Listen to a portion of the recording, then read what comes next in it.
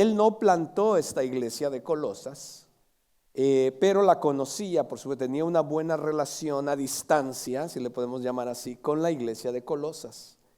Colosas estaba ubicada en lo que ahora usted y yo conocemos como Turquía. Si usted viaja un día al país de Turquía, pues ahí estaba Colosas. Esta iglesia fue iniciada por Epafras, quien posiblemente él se convirtió al Señor en uno de los viajes de Pablo. Se cree, o los que estudian estas cosas de historia y arqueología, se cree que cuando Pablo llegó a Efeso a predicar, se cree que Epafras estaba ahí, porque Efeso está cerca de Colosas. Es posible que Epafras quizás estaba ahí por casualidad o viajó a esa ciudad, que era una de las ciudades. Efeso era la capital de toda esa región. Entonces es posible que Epafras estaba ahí y Pablo estaba predicando. Entonces Dios alcanzó a Epafras, y cuando entonces Epafras regresa a su ciudad, a su pequeña ciudad, porque Colosas no era una gran ciudad, entonces él comienza a compartir lo que había aprendido, lo que Dios había hecho en su vida. Y es posible que entonces Epafras sea el fundador de la iglesia de Colosas. Entonces la iglesia comienza a florecer en Colosas, comienza a crecer, pero aquí está, esto es lo que pasó. Como era una zona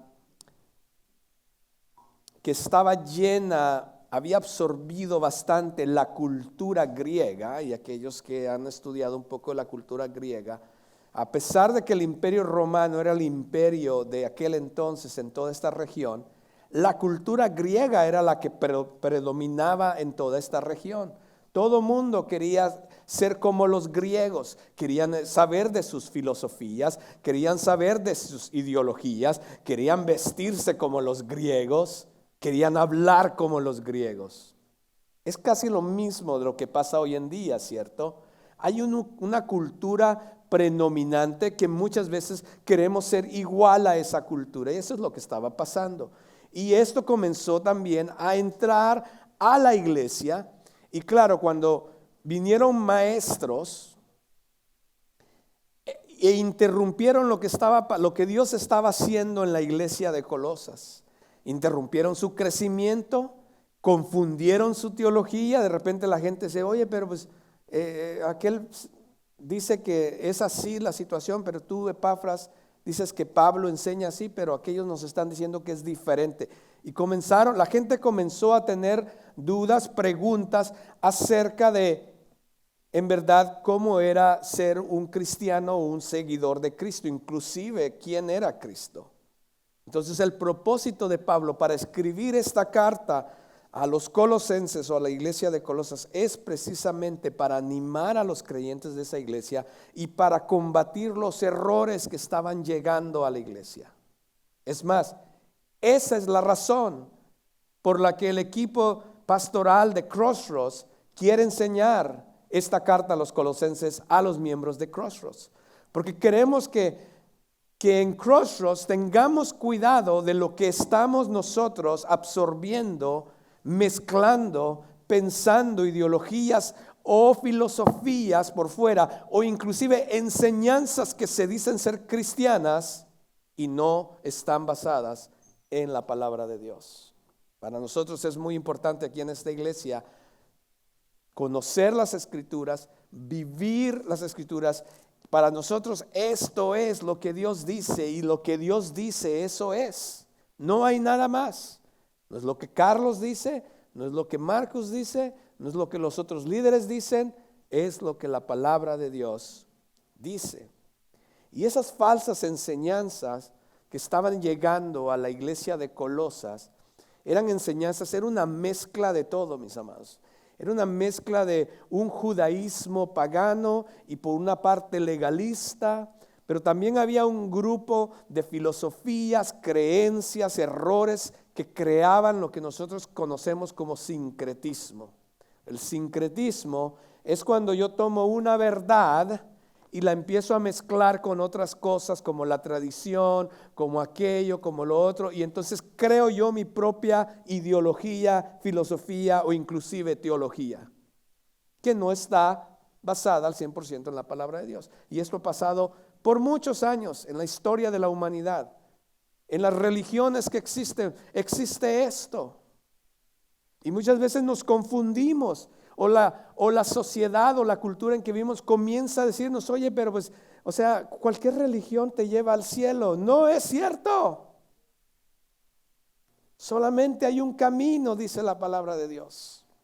Pero la gente empieza a confundirse en cuanto a estas cosas. Empieza a mezclar para hacer entonces su vida mejor. De repente el evangelio ya no se trata de Cristo. De repente hay iglesias que ahora el evangelio se trata de mí. Y te enseñan en algunas iglesias de que tú eres el centro principal y Dios solamente existe para ti, para servirte, para hacerte feliz, para que tú tengas todo lo que tienes. No es cierto.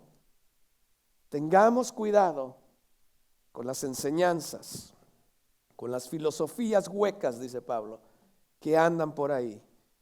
O de repente venimos de una tradición y queremos seguir manteniendo, mezclar tradiciones con lo que la palabra, y a veces no queremos dejar ciertas cosas porque hemos estado por muchos años, se nos ha enseñado o hemos vivido de esa manera y nosotros mismos creamos nuestro propio sincretismo.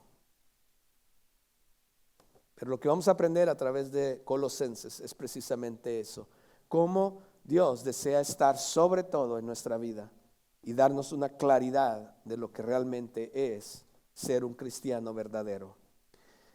Entonces, por un lado, decía, el elemento judío le decía a los cristianos o a los creyentes que debían de observar ciertos días, negarse a algunos tipos de comida, ¿verdad? Porque como ellos no comían puerquito, bacon, pues le decían los demás, no puedes comer bacon. Yo no sé usted, pero yo tendría problema con eso. El otro día para Navidad, o para cuándo fue, hice una pierna de cerdo, pero buena. Los judíos me hubieran dicho a mí, ¿qué está haciendo usted?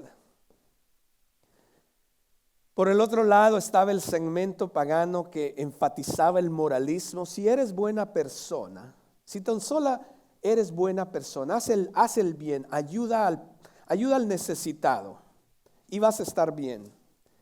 También tenían cosas como adoraban a los ángeles, ¿sí? En vez de tener a Cristo sobre todo, ellos decían, no, pues es que los ángeles también son seres, y adoraban a los ángeles y le pedían a los ángeles.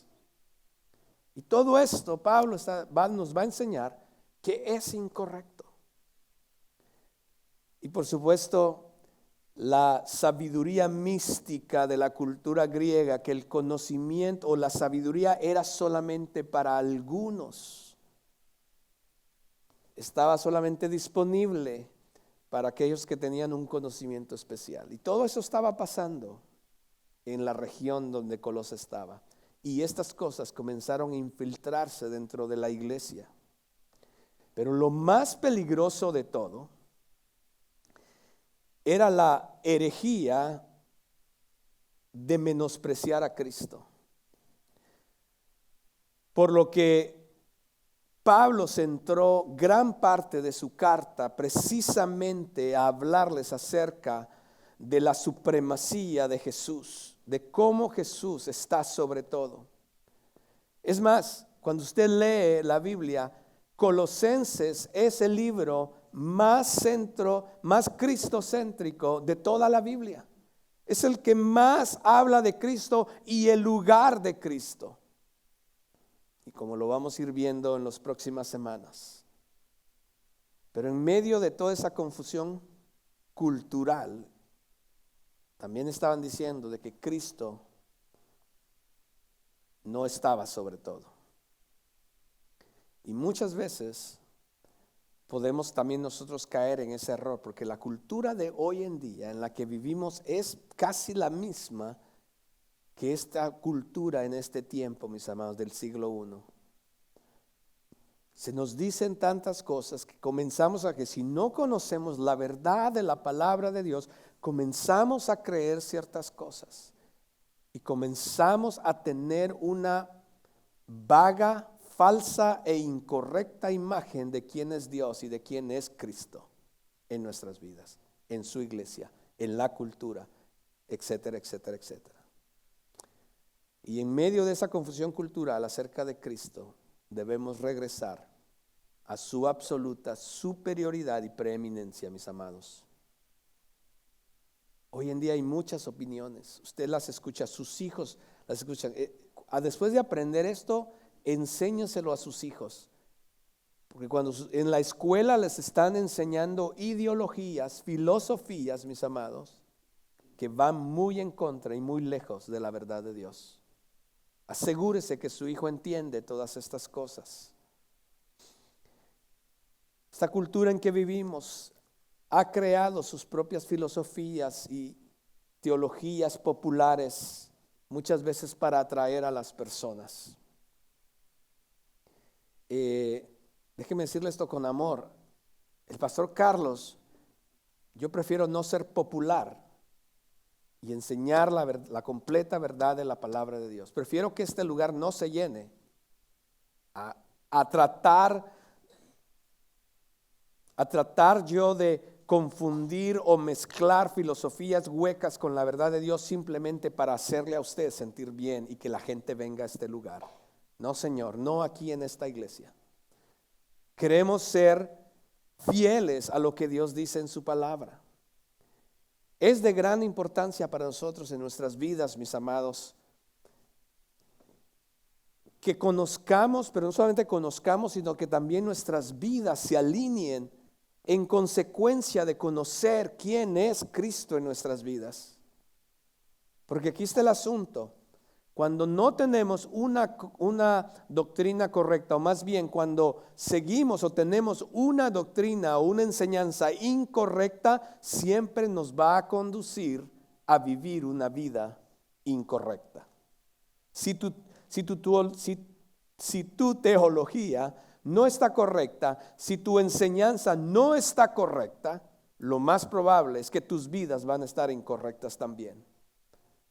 Es para nosotros de suma importancia que como iglesia conozcamos y tengamos una doctrina correcta, una enseñanza correcta, para que entonces nuestras vidas puedan caminar correctamente.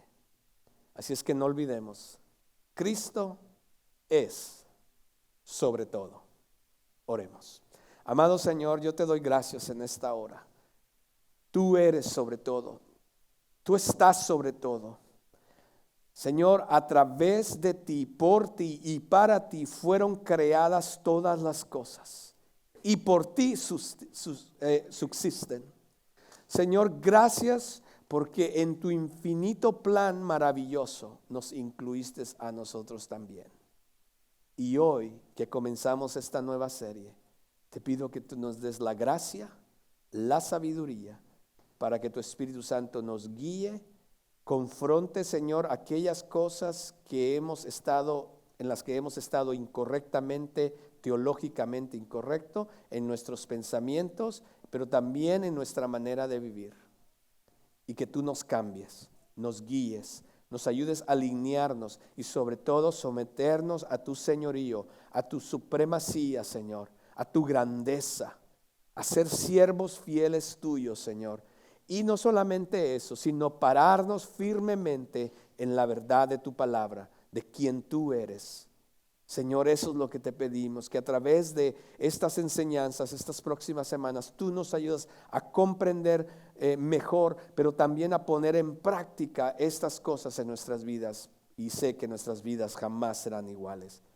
Bendices este tiempo, Señor, bendice a cada corazón que se abre en estos momentos para recibir tu palabra, y ayúdame también a mí, dame de tus palabras, que no sean mis palabras y mucho menos ideología humana, Señor, sino que solamente podamos predicar en este lugar y a través de mis labios, Señor, la verdad de tu palabra para gloria de tu nombre. En Cristo Jesús yo oro y te doy gracias. Amén y amén. Bien, pues si usted está listo, ¿por qué no comenzamos con los primeros 2 versículos? Creo que el título de hoy le hemos llamado Orando y Dando Gracias. Vamos a estar en Colosenses 1, del 1 al 8. orando y dando gracias. Ahí comienza Pablo. La apertura de su carta se va a presentar en unos momentos, ahorita lo vamos a ver, pero el primer párrafo donde nos vamos a concentrar hoy es una oración, y es una oración de acción de gracias, y hay cosas que podemos aprender de ahí también para comenzar.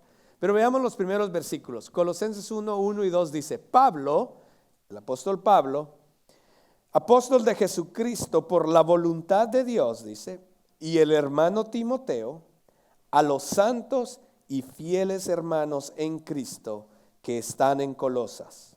Gracia a ustedes y paz de parte de Dios, nuestro Padre. Esa es la introducción o el saludo de Pablo. Usted dice, bueno, ¿y qué vamos a aprender ahí? Hay algunas cosas, veamos rápidamente, no nos vamos a estar mucho tiempo ahí, pero veamos algunas cosas. Como parte de esta introducción que hace Pablo. Pablo comienza presentándose a sí mismo como Pablo, ese es su nombre, y usted sabe, o quizás no lo sepa, Pablo significa pequeño. De ser un hombre orgulloso, grande, ¿se acuerda? Saulo, el que perseguía a la iglesia, ahora tiene una transformación y Dios le cambia el nombre, ¿cierto? Cuando Jesús lo llama, ahora lo llama Pablo, pequeño. En vez de ser aquel hombre grande que era antes socialmente en su cultura, viene a ser el pequeño de Cristo. Entonces, es así como él se mira a sí mismo y se llama Pablo, así es como se llama. Y después dice él, apóstol de Cristo Jesús.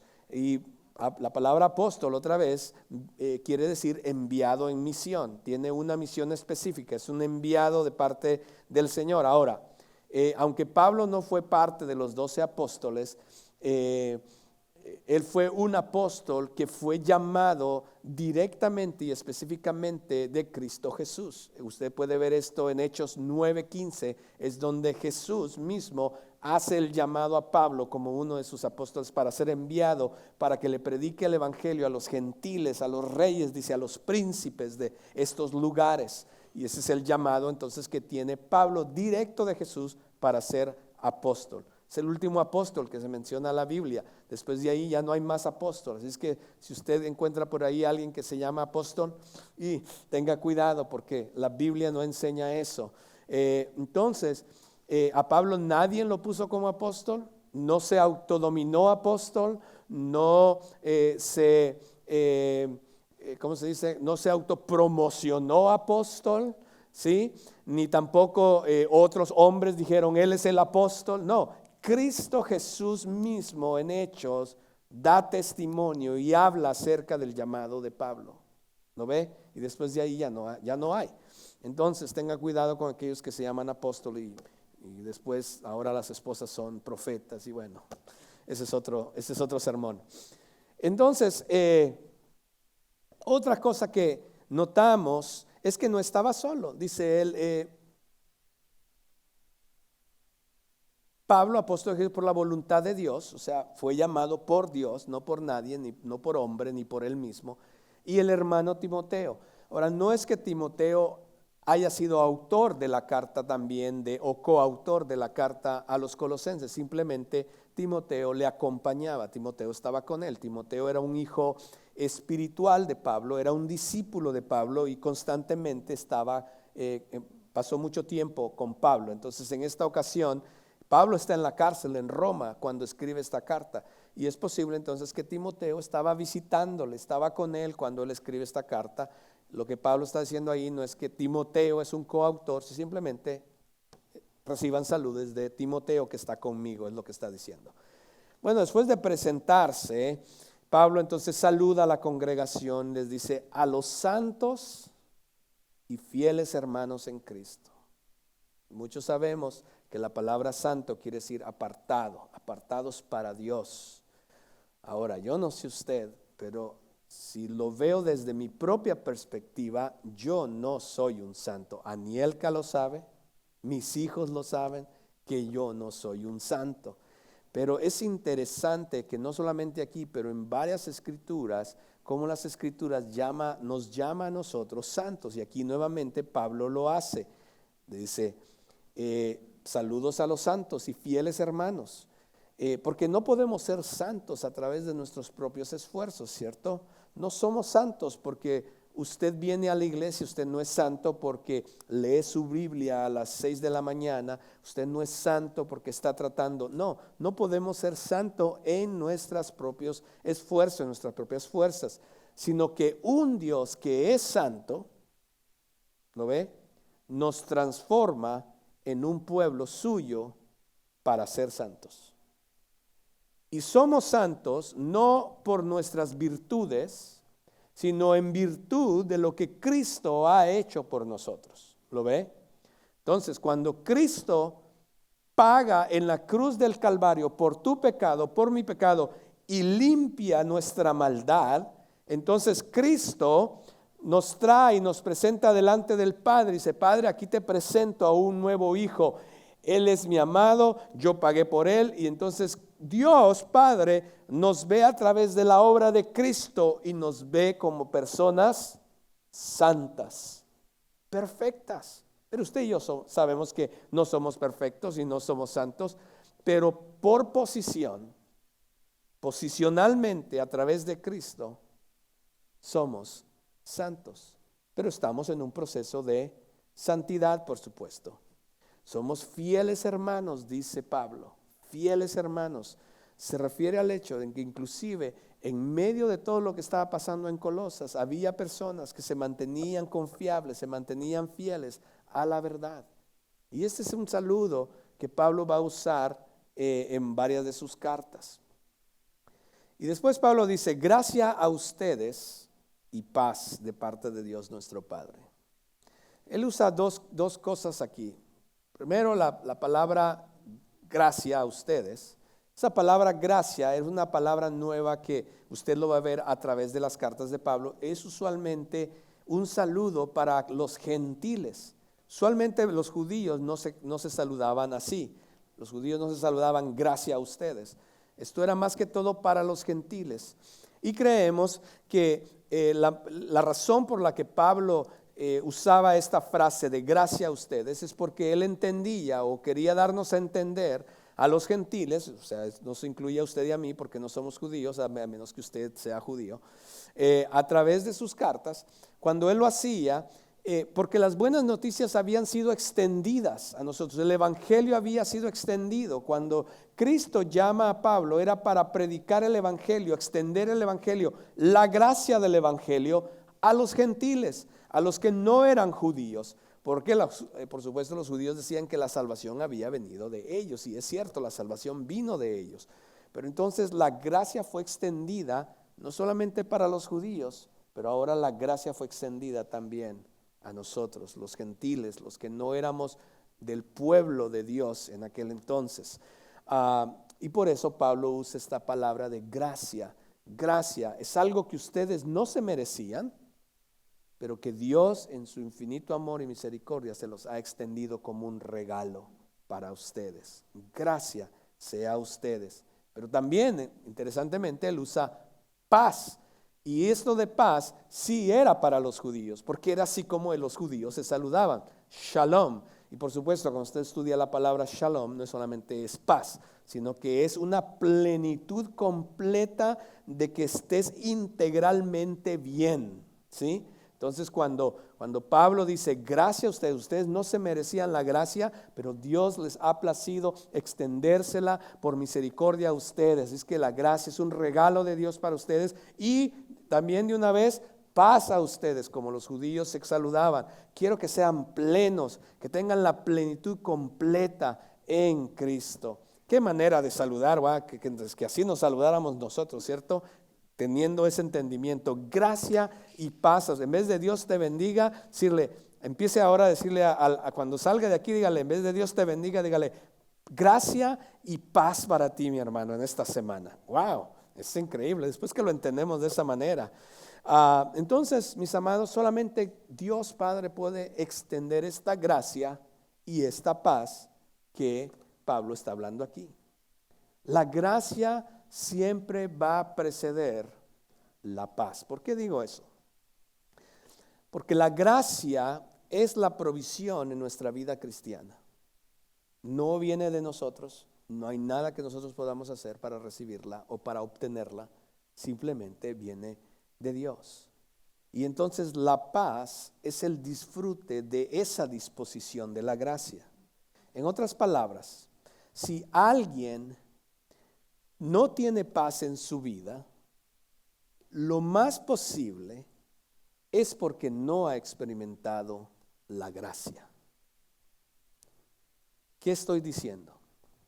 Muchas personas, y usted conoce muchas de ellas, quizás amigos, compañeros de trabajo, no pueden llegar a experimentar la verdadera paz, la plenitud. Estamos hablando de la paz que él está hablando, la plenitud completa en la vida. Aún a pesar de las circunstancias, todo lo que pasa alrededor, podemos estar en paz, completos, en plenitud en Cristo. No importa lo que venga, tenemos paz. Pero nadie puede experimentar eso, nadie, si primero la gracia de Dios no ha sido extendida. ¿Está conmigo?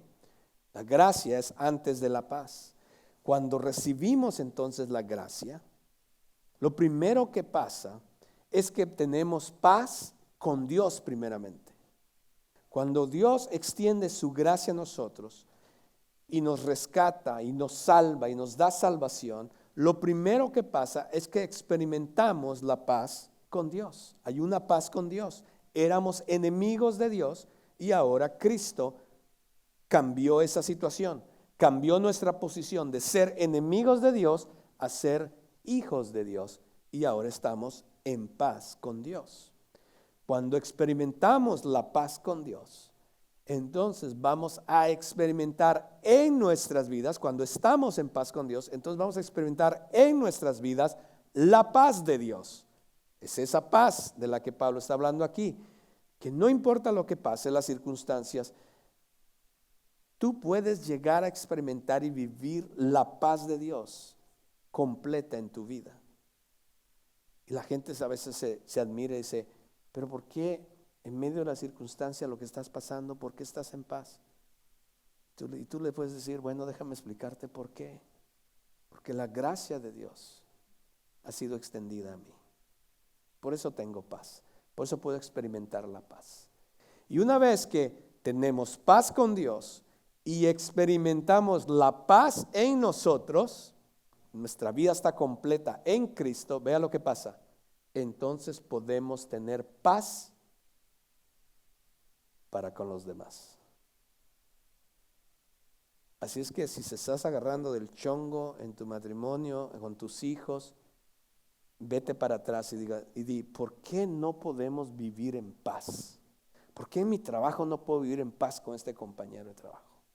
¿Por qué en la iglesia estoy peleando constantemente con mis hermanos o en mi matrimonio? Quizás, vete hacia atrás, quizás es porque no estás experimentando la paz de Dios en ti. Y si no estás experimentando la verdadera paz de Dios en ti, entonces necesitas chequear cómo estás en paz con Dios. ¿Cómo está tu relación con Dios? Y si no hay relación con Dios, entonces vete un paso más atrás y entonces necesitas comenzar a recibir la gracia inmerecida de Dios para ti. Hermanos, es así como trabaja, no sé cómo más explicárselos, pero es así como trabaja. Por eso Pablo cuando los saluda dice, la gracia que ha llegado a ustedes les permite experimentar la paz de parte de Dios, nuestro Padre. No hay otra manera de experimentarlo o de experimentarla.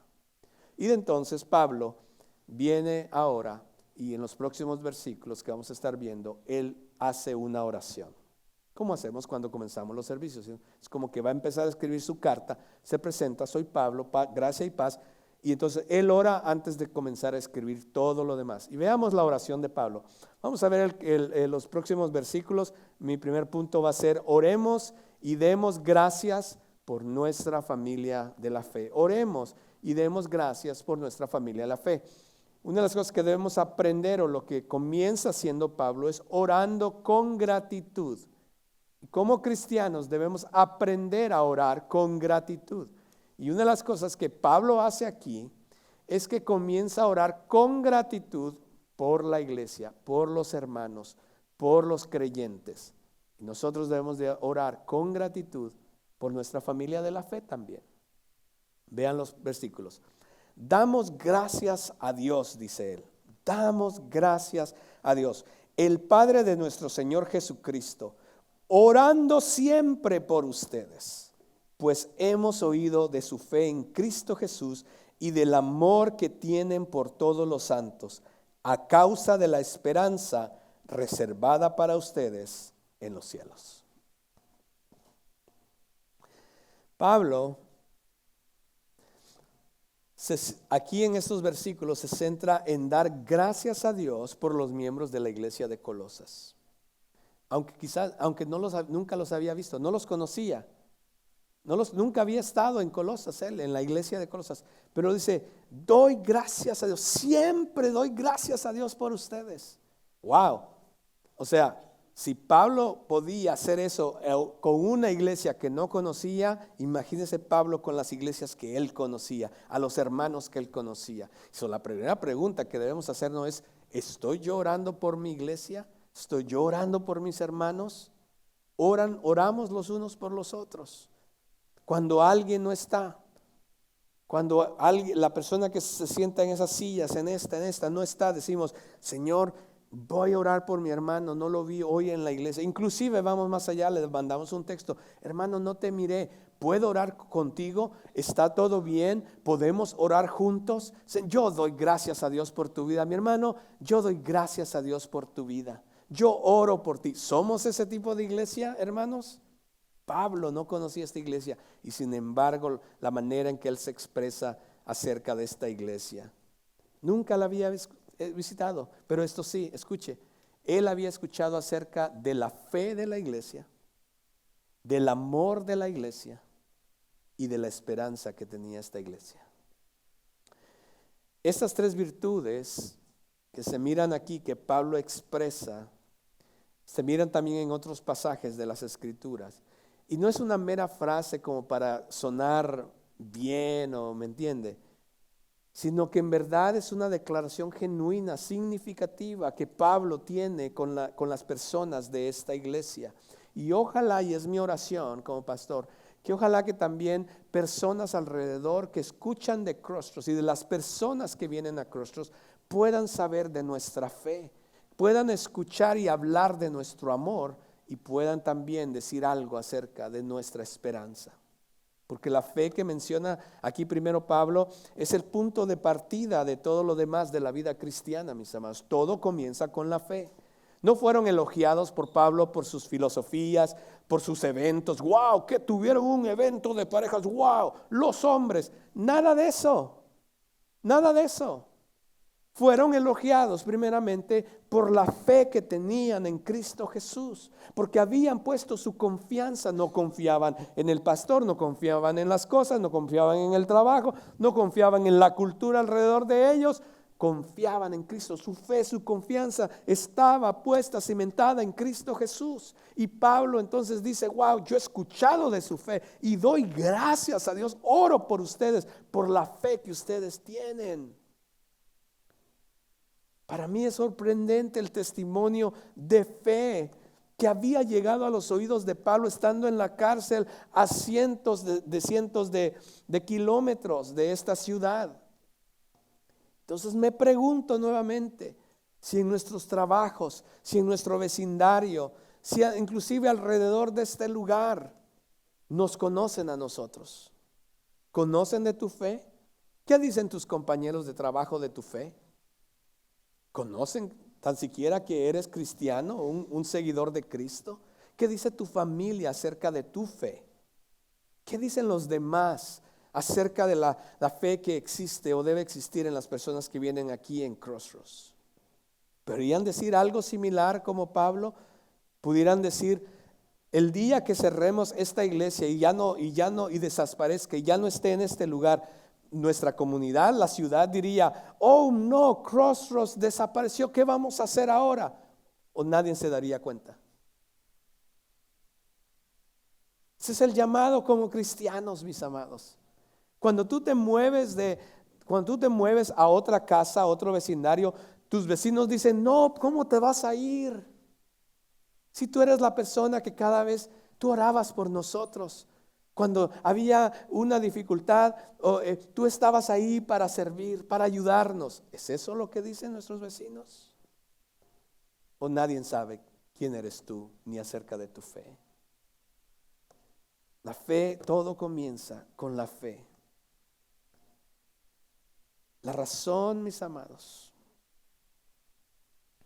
porque las personas, o Pablo escuchaba acerca de ellos, lo primero era acerca de su fe, de su confianza en Cristo.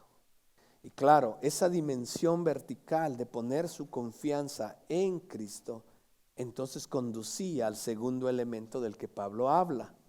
Porque dice Pablo, también he escuchado acerca del amor entre ustedes. Ya que hay una fe en Cristo, eso se reflejaba entonces también horizontalmente, dando gracias a Jesús por sus vidas, de la manera en que se amaban los unos a los otros. Y el amor, como usted ya ha escuchado quizás anteriormente, no es un principio abstracto y tampoco no es un sentimiento nada más. El amor del que la Biblia, cada vez que la Biblia habla de amor, o en su mayoría, habla de ese amor ágape, de ese amor que tiene como ingrediente principal y el carácter de ese tipo de amor es el sacrificio. Es un amor sacrificial. Y de este es el amor que Pablo está hablando aquí.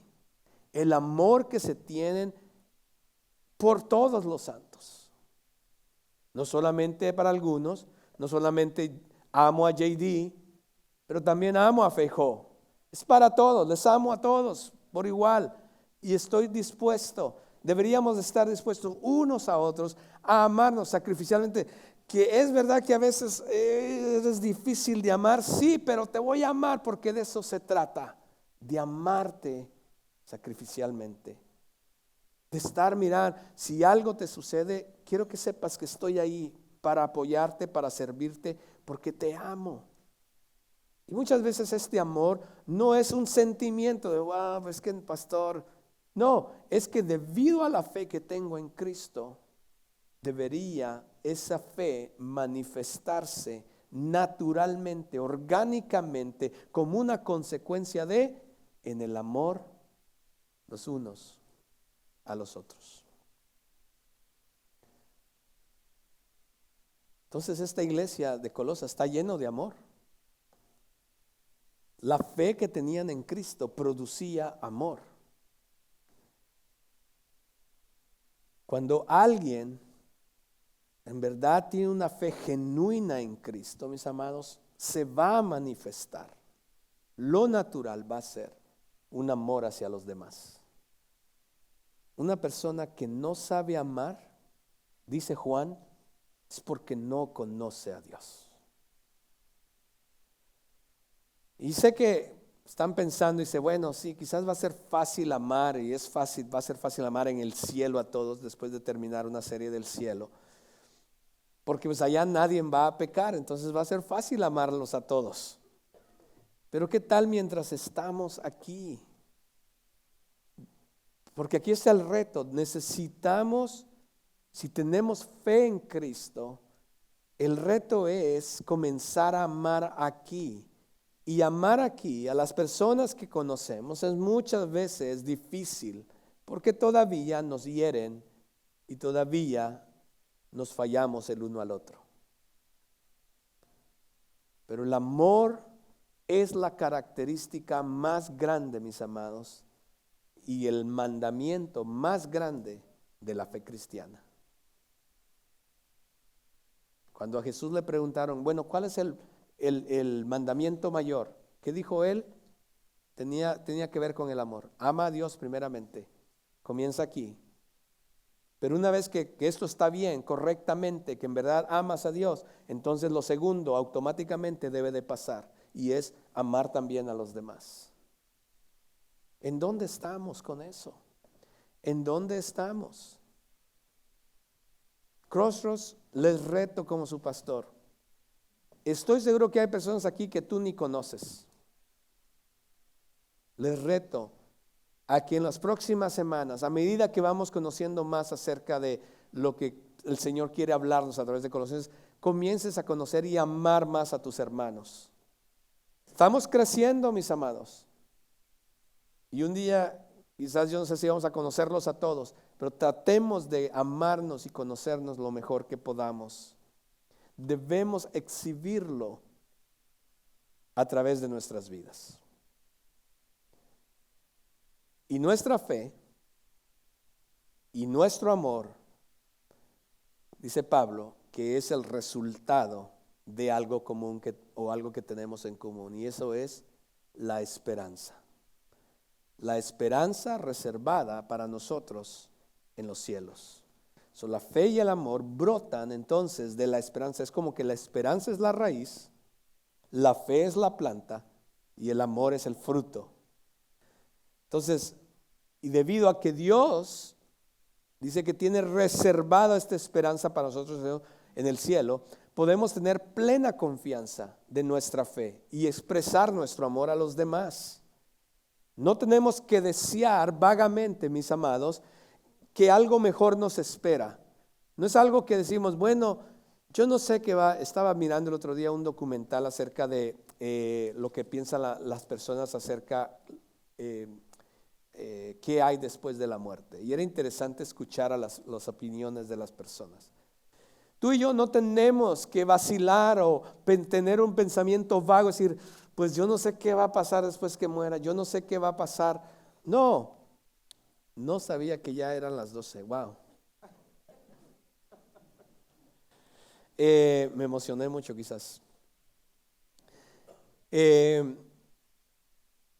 Déjeme regresar. Pero Dios nos garantiza la salvación. Dice que está reservada para nosotros la esperanza que un día vamos a estar con Él. Eso es nuestra ancla de nuestra fe. Es el ancla de nuestra vida, mis amados. Porque no hay nada peor que una persona que no tiene esperanza. ¿Usted ha visto una persona que no tiene esperanza, que no sabe qué va a pasar, que no sabe qué le espera y van por la vida simplemente así? Esos no deberíamos de ser nosotros. No somos nosotros, sino Dios nos dice que a través de Cristo tenemos la esperanza reservada. ¿La esperanza de qué? La esperanza de salvación. Vamos a estar con Él porque Él ya nos compró, ya nos redimió, ya nos hizo su pueblo, sus hijos, y nos espera. La esperanza que tenemos es que nos espera el cielo para estar juntamente con nuestro Señor. Ahora sí voy a tener que ir, pero súper rapidísimo. Vea lo segundo. Oremos y demos gracias a Dios por el Evangelio. Vea lo que dicen los siguientes versículos. De esta esperanza ustedes oyeron antes en la palabra de verdad, el Evangelio, que ha llegado hasta ustedes, así como en todo el mundo está dando fruto constante y creciendo. Así lo ha estado haciendo también en ustedes desde el día que oyeron y comprendieron la gracia de Dios en verdad. Déjenme ir rápido porque el tiempo se nos está yendo a través de 4 cosas que miramos aquí acerca del Evangelio. El Evangelio es la verdad de Dios, mis amados. Nuestra esperanza se basa sólidamente y únicamente en la verdad de la palabra de Dios. El Evangelio significa buenas nuevas. Cuando nosotros hablamos del Evangelio, no hablamos de una parte de la Biblia, estamos hablando de la verdad de Dios. A través de las Escrituras, desde Génesis hasta Apocalipsis, vemos desplegado el plan de redención de Dios. Esas son las buenas noticias, que Dios tenía un plan para redimirnos, para amarnos, para cambiarnos, santificarnos, para que un día podamos continuar viviendo con Él para la eternidad. Regresar al plan original de Dios. Ese es el Evangelio. No lo merecíamos, éramos enemigos de Dios, habíamos pecado contra Él, pero Él nos amó y mandó a su Hijo para pagar la deuda que teníamos en contra de Dios y no recibir lo que merecíamos, que era la ira de Dios en contra de nosotros, sino al contrario nos extendió gracia y misericordia. Usted ve eso a través de toda la Escritura. Y el Evangelio, por eso, es la verdad de la palabra de Dios. Esa es la razón por la que estudiamos, enseñamos y deberíamos de compartir acerca de la palabra de Dios, mis amados. Porque en la palabra de Dios se encuentra el Evangelio, y cada vez, y solamente el Evangelio puede cambiar los corazones y las vidas de las personas. Y cuando tú y yo compartimos estas noticias, las personas pueden ser rescatadas por Dios y darles una oportunidad de una nueva relación con Él. El Evangelio es para todos, es lo segundo. Pablo está alegre y satisfecho cuando vemos en estos versículos, porque el Evangelio se está expandiendo, se está esparciendo a diferentes lugares. Dice él, se está esparciendo por todo el mundo. Dios tiene un mensaje de buenas noticias, y esas noticias son para todos, mis amados. Esas noticias son para todos. Por eso aquí en Crossroads estamos comprometidos como iglesia, mis amados, a llevar este Evangelio más allá de nuestras cuatro paredes. Tenemos asociación con organizaciones locales. Tenemos un viaje planeado a Boston, porque queremos plantar una iglesia en Boston, que es una de las ciudades menos cristianas hoy en día en los Estados Unidos. Esta semana, mañana, sale un equipo de pastores para Chicago. Durante la verano vamos a estar mandando equipos misioneros a diferentes partes del mundo. ¿Por qué hacemos todo eso? Porque estamos comprometidos y creemos que solamente el Evangelio puede cambiar la vida de las personas, y estamos comprometidos para que todos escuchen el Evangelio. El Evangelio es para todos. El Evangelio produce o debe producir fruto y crecimiento, es lo que sigue. El Evangelio produce fruto y crecimiento. El Evangelio, mis hermanos, trae cambio de vida en las personas. Usted y yo lo sabemos. El Evangelio vino a nuestra vida, no somos las mismas personas. Y entonces Pablo nos deja saber cómo el Evangelio no solamente está vivo, sino está creciendo, difundiéndose, dando frutos. Y dice, y esos frutos están creciendo también. Cuando se escucha y se cree el Evangelio en nuestras vidas, en nuestros corazones, mis amados, nuestras vidas deben de cambiar radicalmente. Mis amados, cada uno de nosotros somos un testimonio, o deberíamos de ser un testimonio de lo que Dios ha hecho y continúa haciendo en nuestras vidas. El Evangelio es el poder de Dios para salvación, para cambiarnos. Quiebra corazones duros, mis amados, hábitos, transforma hábitos pecaminosos y transforma la vida de las personas. Eso es lo que el fruto del Espíritu comienza a hacer. Pero ese fruto debe de crecer y madurar y hacernos cada día diferentes para Dios. Pablo dice fruto constante y creciente. Esto nos recuerda que estamos en un proceso. Ya no hemos crecido, no lo hemos alcanzado, pero debe ser constante. Es un fruto creciente, debe estar en proceso constantemente. Y Dios desea ver eso en nuestras propias vidas, el fruto de su Espíritu, el fruto de lo que su Espíritu comienza a hacer en la vida de cada uno de nosotros. Se debe de continuar viendo. No es que se vio cuando vine a entregar mi vida al Señor y ahora soy salvo, y en ese momento por 3 meses miramos una gran transformación, y después ¿qué pasó? ¿Dejamos de crecer? Aquí está el asunto. Muchos cristianos y muchos creyentes, es exactamente lo que pasa. Han dejado de crecer, han dejado de dar fruto. Y tengamos cuidado, mis amados, con eso, porque la Biblia también habla acerca de eso, de esas ramas que no dan fruto. Y la única manera que podamos dar fruto es cuando estamos conectados, dice, a la vid verdadera, a Cristo. Nuestra comunión con Él constante va a hacer que también, a través de su Espíritu Santo, nosotros demos fruto y eso siga creciendo y sigamos cambiando. Nuestra vida debe ser el indicativo de que estamos dando fruto. La manera en que vivimos, la manera en que hablamos, la manera en que vemos ahora la vida, la perspectiva de vida, la manera en que pensamos debe decir acerca de que estamos dando fruto en el Señor y que estamos creciendo espiritualmente. Eso es lo normal para todo cristiano, para todo creyente. Eso debe ser lo normal, porque lo anormal es no crecer. Lo anormal es que sigas siendo el mismo cristiano de hace 5 años. Lo anormal es que no estés dando fruto. Lo anormal es que no vengas a la iglesia, te sientas y te vayas y nada pasó en tu vida. Eso es anormal. No hagas eso. No desperdicies tu vida de esta manera. Al contrario, Dios quiere que demos frutos. Dios quiere, y una de las maneras que Crossroads te ofrece la oportunidad de crecer es a través de grupos pequeños, grupos de vida. Si tú no eres parte de un grupo de vida, mis amados, este lugar no es suficiente. Aquí escuchas, procesas, pero en grupo de vida hay personas que te van a ayudar. Hay maestros y líderes que te van a ayudar a cómo aplicarlo en tu vida. Cuando estés pasando por una situación, es tu grupo de vida quien puede estar ahí para apoyarte y ayudarte a tomar las mejores decisiones basadas en las Escrituras. Sé parte de un grupo de vida. Estamos a punto de abrir nuevos grupos de vida. Si tú no eres parte de un grupo de vida, yo quiero que crezcas. Como pastor, yo deseo que tú crezcas. Sé parte de un grupo de vida. Esto te ayuda un poco a crecer, pero no es suficiente. No te conformes con solamente escuchar al pastor Carlos. Vete con los meros maestros de la palabra que están en los grupos de vida. Ellos sí te van a ayudar a crecer más de lo que quizás el pastor Carlos te pueda ayudar. Crezcamos juntos, mis amados. Y por último, el evangelio es la gracia de Dios. El evangelio es la gracia de Dios. El mensaje de la verdad de Dios, mis amados, es un mensaje de gracia. Eso es lo que es. Ya lo dije hace un momento atrás. No podemos ganárnoslo. Es un regalo de parte del Señor inmerecido.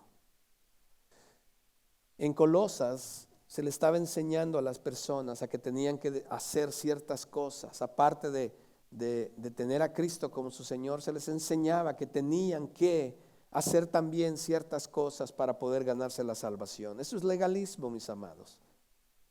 La gracia no trabaja así. Recibimos lo que merecemos. Recibimos lo que no merecemos de parte de Dios. Eso es gracia.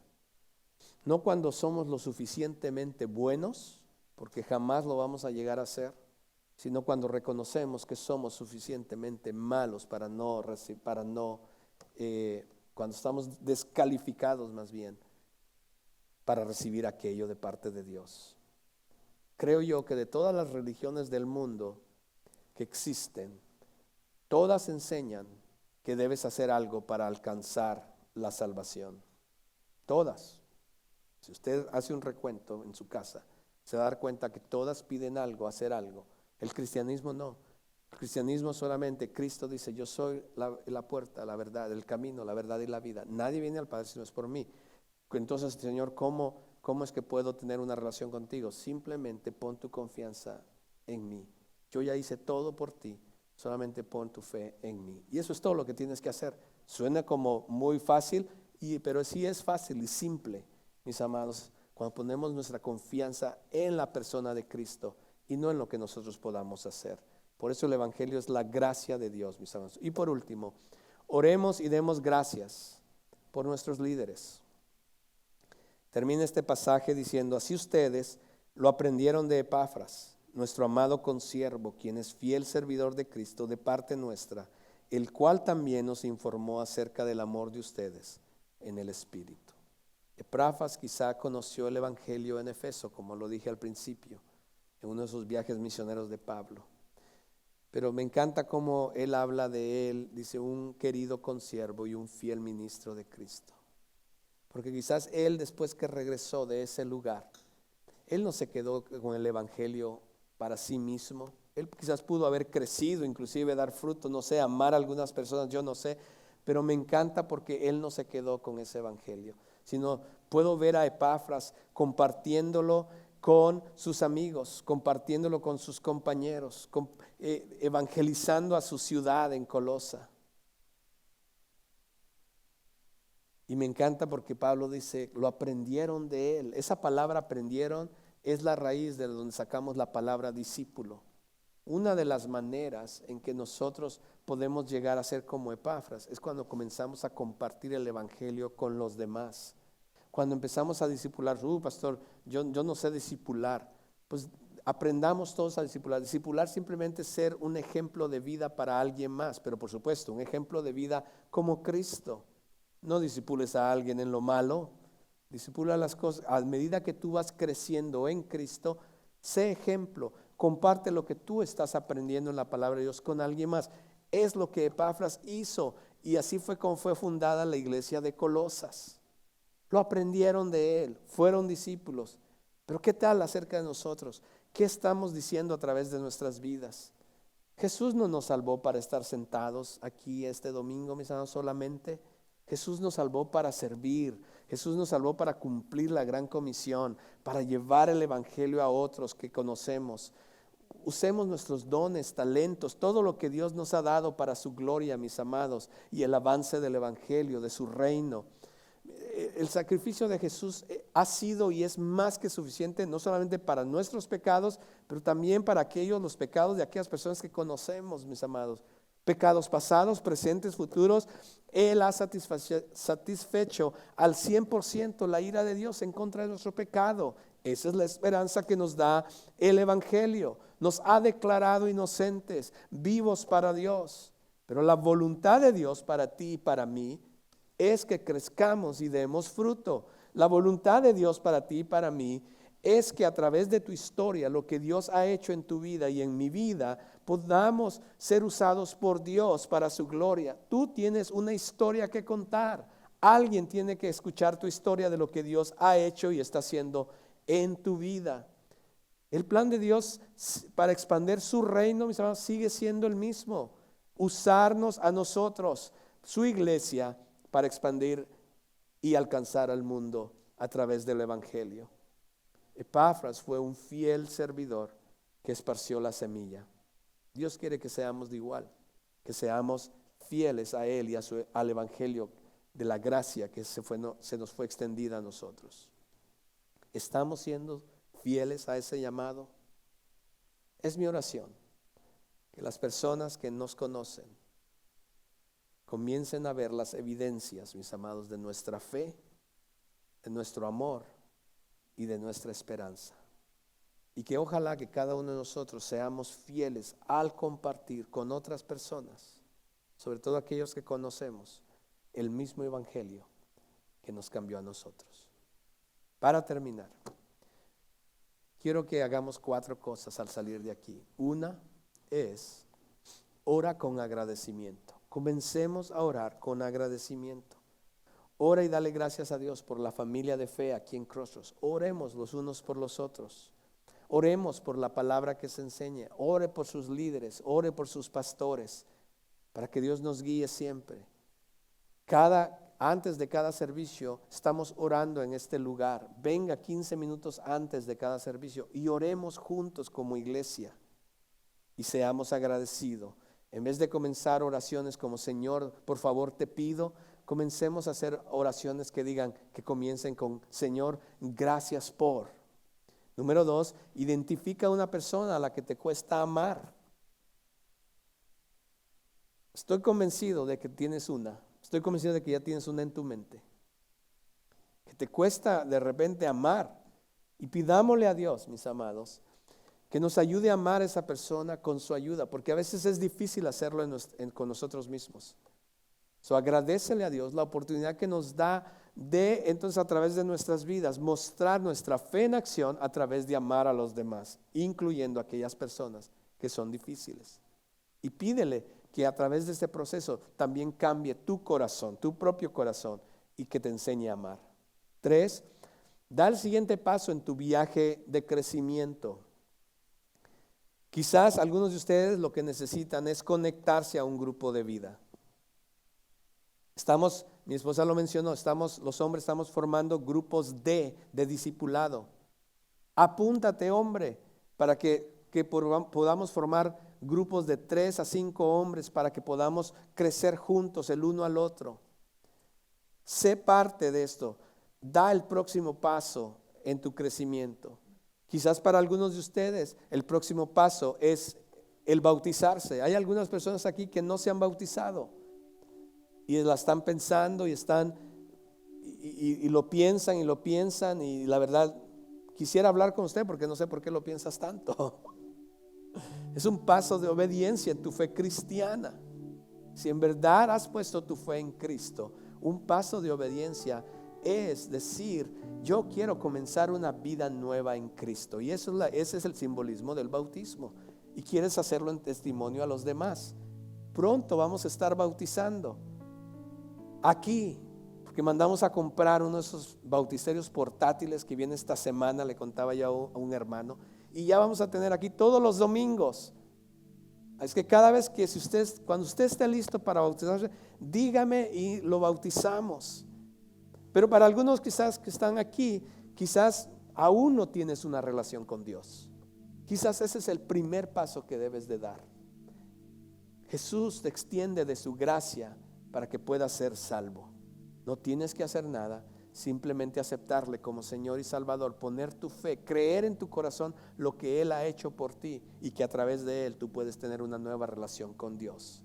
¿Tú crees eso? ¿Lo confiesas con tu corazón? Hazlo hoy, no lo dejes para mañana, porque nadie tiene la vida comprada, ¿cierto?